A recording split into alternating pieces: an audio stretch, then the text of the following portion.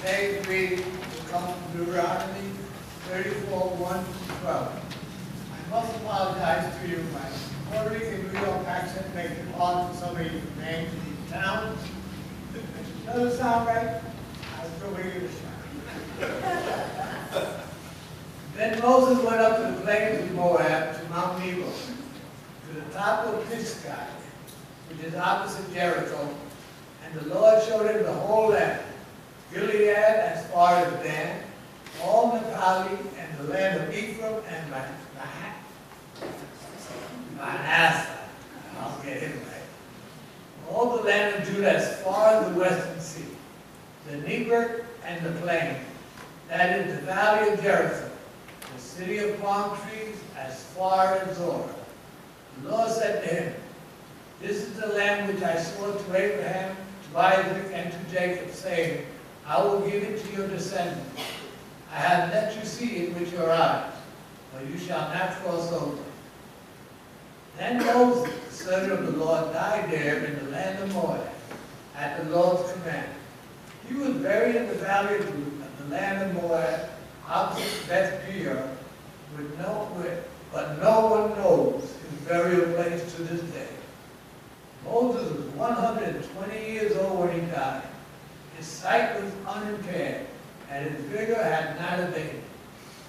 The Israelites wept for Moses in the plains of Moab 30 days. Then the period of mourning for Moses was ended. Then Joshua, son of Nun, was full of the spirit of wisdom, because Moses had laid hands on him, and the Israelites obeyed him, doing as the Lord had commanded Moses. Never since has there risen a prophet in Israel like Moses, whom the Lord knew face to face. He was unequaled in all signs and wonders that the Lord sent him to perform in the land of Egypt, against Pharaoh and all his servants and his entire land. And for all those mighty deeds and all the terrifying displays of power that Moses performed in the sight of all Israel. Word of God, people of God. Thanks be to God. So there was this Catholic priest and Jewish rabbi, MtDora.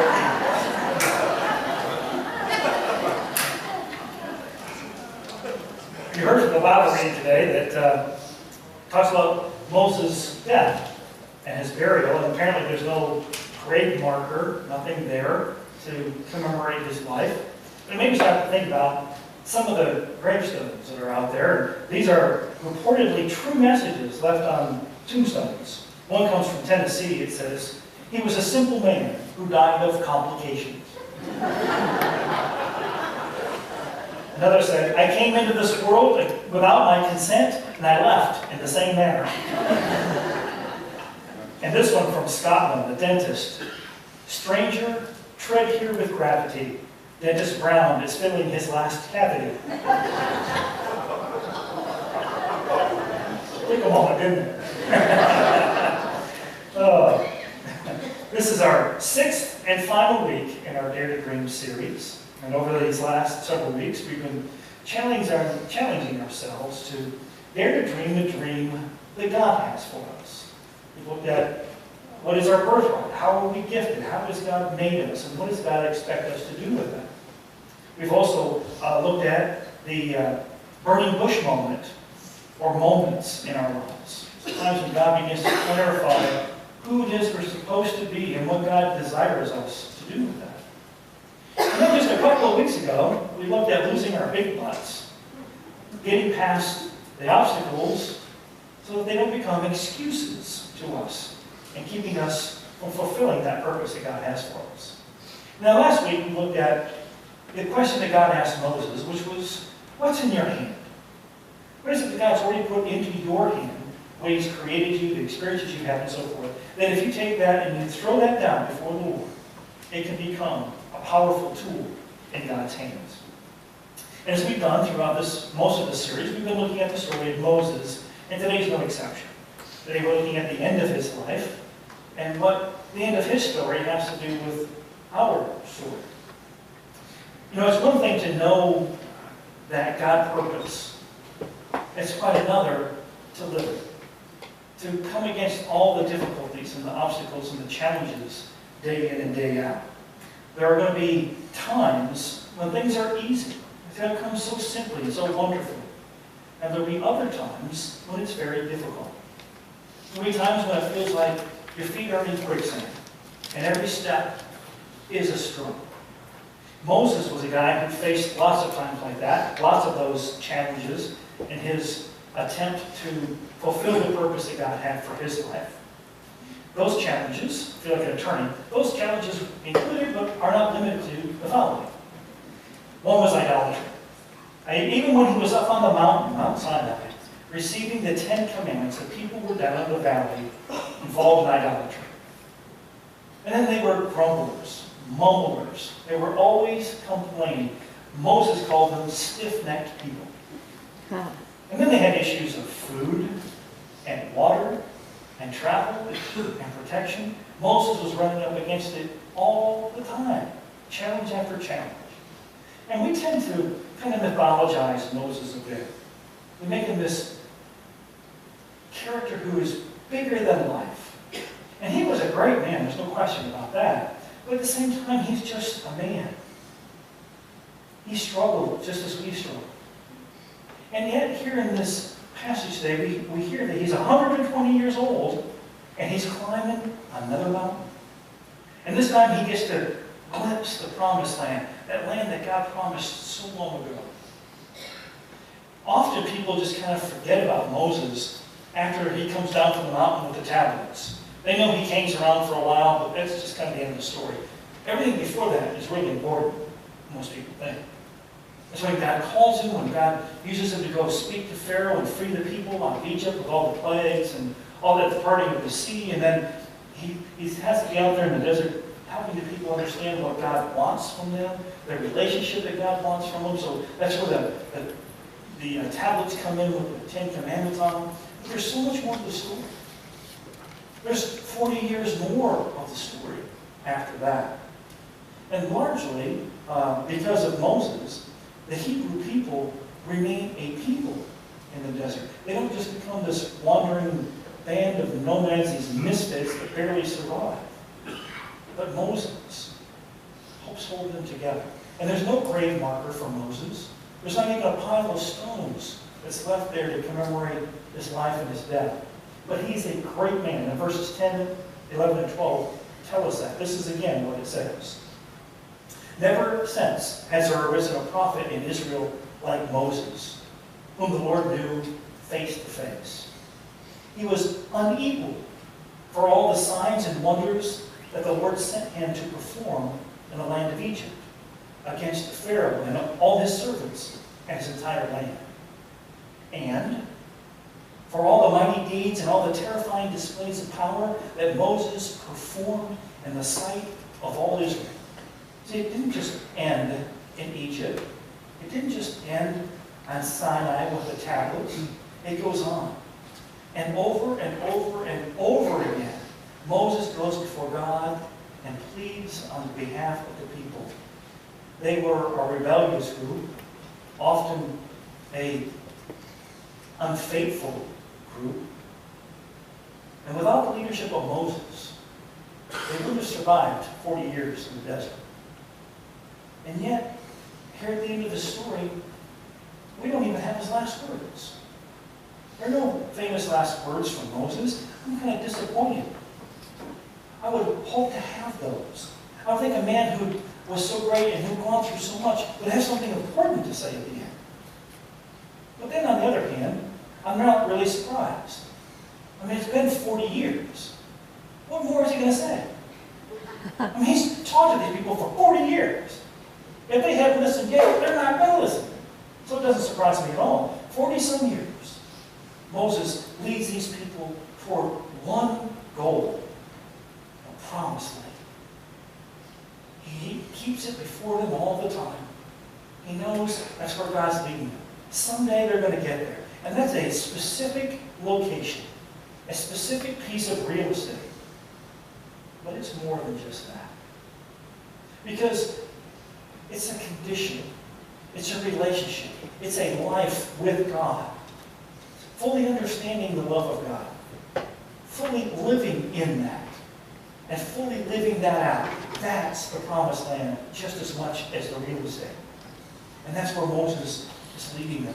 That's the vision he's kept before them. That promised land, all those years. The land where they could be what God wanted them to be. The land where they could live out their own God purpose. 40 years. And that journey was a difficult one. They wandered in the desert. They endured famine, droughts, all kinds of problems. But they also witnessed some incredible miracles. As you recall from just a couple of weeks ago, this is not a job Moses wanted. He begged God, God, can't you please send somebody else? God chose Moses. And I'm sure those years took a toll on him. They had to. He watched an entire generation of his people die away. It's only Moses and Joshua and Caleb, basically, who make it through. Out of those thousands who left Egypt that day with great hope and aspiration of getting to that promised land, those are the only ones who got there. Moses had a difficult life. And on the surface, that's very sad. This new generation is about to cross over into that longed-for promised land. And Moses is just going to make a very quiet, simple exit off the edge of the stage. There's not even going to be a pile of stones to mark his grave. On the surface, that looks sad. But when I look at it in a deeper sense, it's not sad at all. It's actually sacred. Think about that. I imagine Moses standing on that mountain. I see the wind blowing in his face. I see him looking out hundreds of miles, perhaps 1,000 miles. He can see in the distance. And I hear God say to him, this is it, Moses. This is that promised land. And there's Moses. We have no idea what he thought of that. None whatsoever. But that land that was nothing but a vision becomes a reality. That land that was just a concept and an idea is a reality right in front of him. And he finally sees it. All those years of wandering, all those years of difficulty, all those years, and then all of a sudden, all the glory is right there in front of him. Unfortunately, Moses doesn't get to go there. He doesn't get to put his feet in the cool water of the Jordan. He doesn't get to walk on that fertile promised land ground that's going to flow with milk and honey. But God gave him a great view, a great vision of what it was. In many ways, Moses is there on the top of the world, so to speak, and he can see more of that land than most of those people will ever get to even experience. Moses could see where the tribes of his people were going to be living. He could see the fulfillment of the promise that God made all those generations earlier. And the Bible tells us at this point, Moses is 120 years old, and his sight was unimpaired, and his vigor had not abated. In essence, there's a little more fuel left in that boy's tank. He's got some more to go. But he still doesn't get into the land. He never gets to enjoy the fruits of his labor. Think about that. You work all those years. You put in all that effort, all of that, and you don't get to see the fulfillment of it. Think about those beautiful cathedrals in Europe. Think of the stone carvers. For literally generation after generation after generation of those men worked, toiled, day after day, and they didn't get to see the completion of that cathedral. Moses, I'm sure, is disappointed that he doesn't get to lead the people. But I believe by this point, Moses had gotten it. I think Moses at this point understood it wasn't about him. It was God's work. And he'd been privileged to participate in that. He may not see the completion of that, But he knew God would see that. And God would see that it was done. God would make it happen. And God had already provided the leadership to make that happen. He had already raised up Joshua. In times we might be disappointed because we don't see the fulfillment of what God calls us to do. But it will never be tragic if we first understand that we are investing our lives in the kingdom, in God's kingdom. When we understand that, then we don't have to see a literal fulfillment of everything. Because God already gives us a glimpse of that. God's purposes in our lives are just that.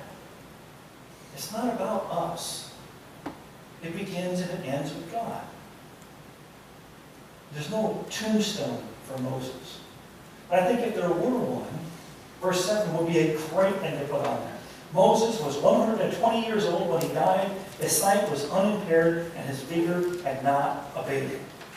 That's incredible. The man's 120 years old. He's been wandering in the desert. All those years of difficulty, all those years of hardship, all those years of dragging that sorry amount of people around everywhere. And still, he has a passion for the things of God. And it never ends. That's perseverance. Perseverance is defined as steady and continued action or belief, usually over a long period and especially despite difficulties and setbacks. Does that sound like Moses to you? It does to me. A man with great resolve and determination. A man of persistence and purpose. Moses knew who called him. God called him. Moses knew who empowered him. That's the whole business with the stick last week. He knew God did that. Moses knew that his whole purpose and power belonged to God. It wasn't his. And what's true for Moses is true for us. God will lead us. God will empower us. God will provide the resources as they're needed. And God will grow us in the process. But it won't always be easy.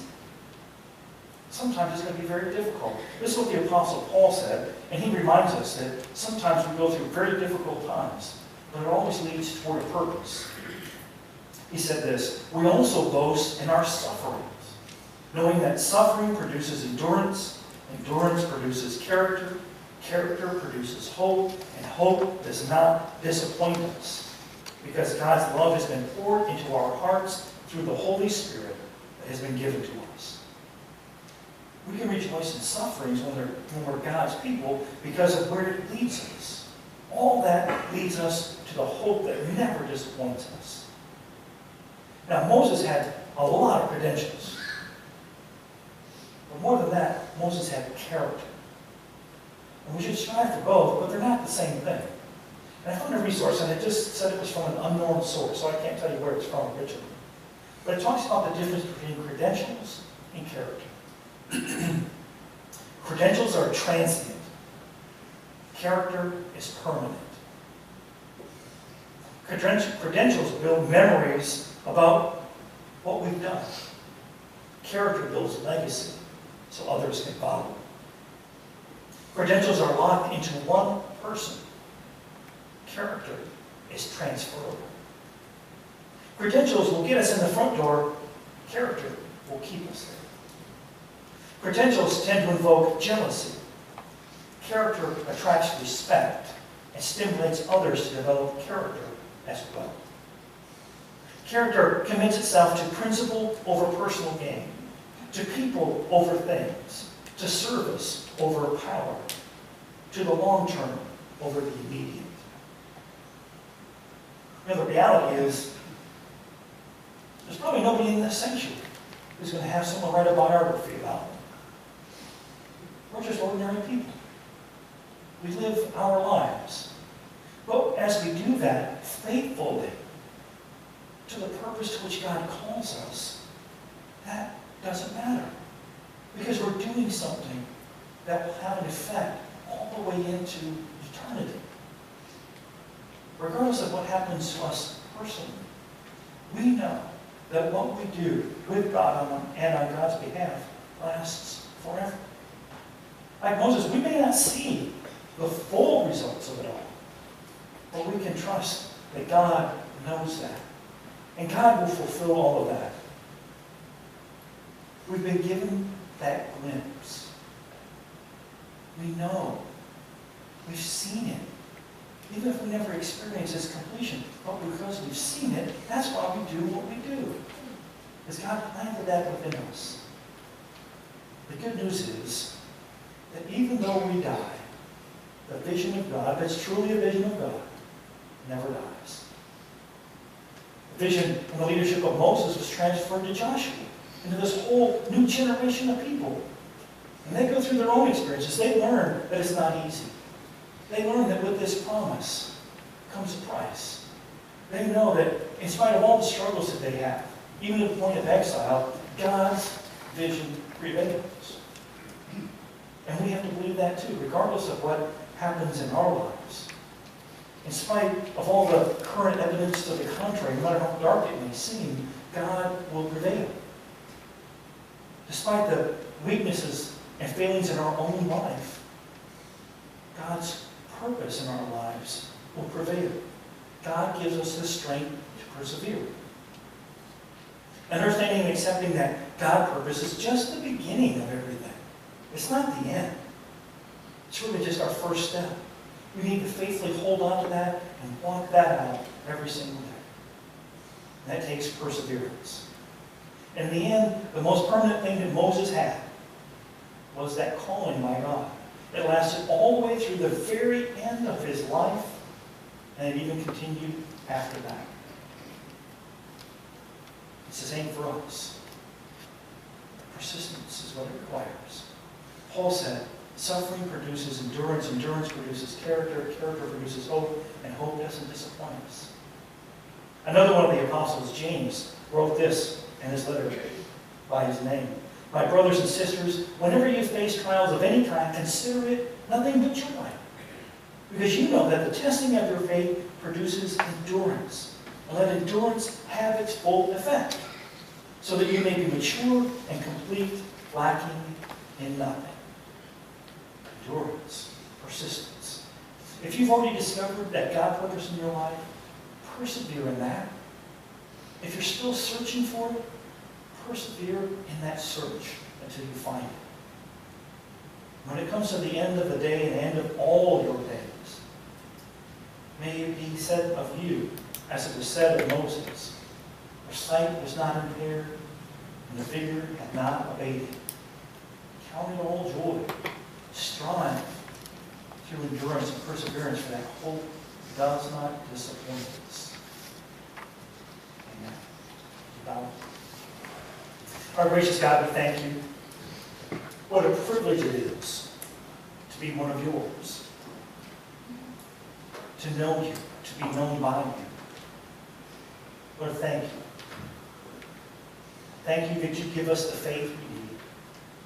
So continue to pour upon us your Spirit so we have the courage and we have the strength, we have the perseverance to continue on day by day. Lord, remind us always that you've placed this calling upon our lives. But in the end, it's really not about us. It's about you. And that you will prevail. You always have, and you always will. So help us to give ourselves fully over to you, more fully than ever before. May you remain the vision before us. May we remember that you've promised us an eternity with you. That's our own promised land. That you've given us a glimpse of that. We get a taste of that every single day.